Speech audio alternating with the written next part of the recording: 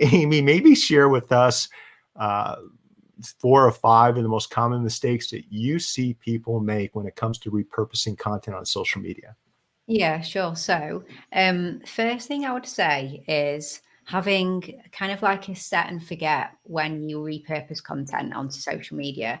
So this is when you don't follow the content that you create. And what I mean by that is, Guilty, yeah, well, guilty. Just being it's honest.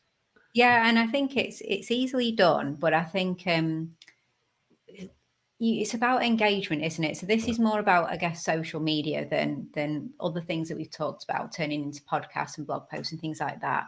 But on social media, if you have a strategy where every blog post is going to become 10 tweets, but then you never go on Twitter, so you just put it into Buffer or Hootsuite or SmarterQ or Meet Edgar, whatever, and then you never go there. So you don't know if anyone's retweeting or commenting or anything because you don't use Twitter. You just simply use it to send over a few tweets from a blog post or something. Things like that, I think, it's a shame because you want to be using the platform for what it's for and not just setting and forgetting. So that's one thing. Follow your content. So that is what I would say.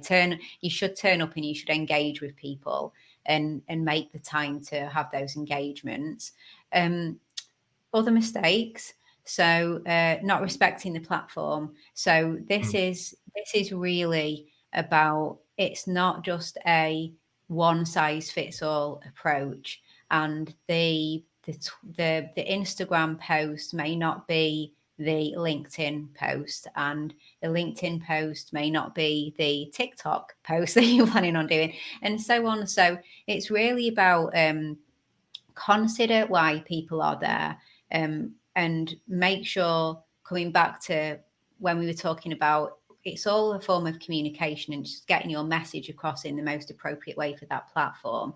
So not so much copy and paste, but more around, why are people on Twitter? Why are people on Instagram? Why are people on Facebook? Why are people on LinkedIn? And adjusting the message to just consider the platform and be respectful of why people are there, and have fun with it too. The conversation you have on Twitter might not be, the same conversation that you have on LinkedIn.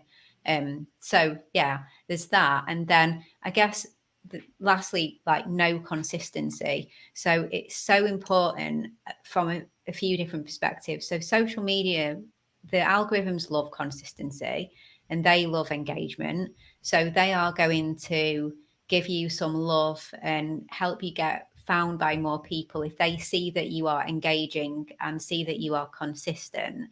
But also humans love consistency too. Like humans love it. If we stop and talk about bots and just say, right, humans love consistency. Actually, they like to see similar things coming out at a similar time. You like to see you be consistent with your message and who you are and what you stand for and what you're telling people you do, and consistent with showing up in different places. And humans love to be engaged with too, don't they? So it's not just about the bots here. So yeah, I'd say they are the key things. You've got to respect the platform, don't set and forget, and try and be consistent. And it's not about trying to do everything. It's about just being consistent with the things that you see work and you see people like and engage with.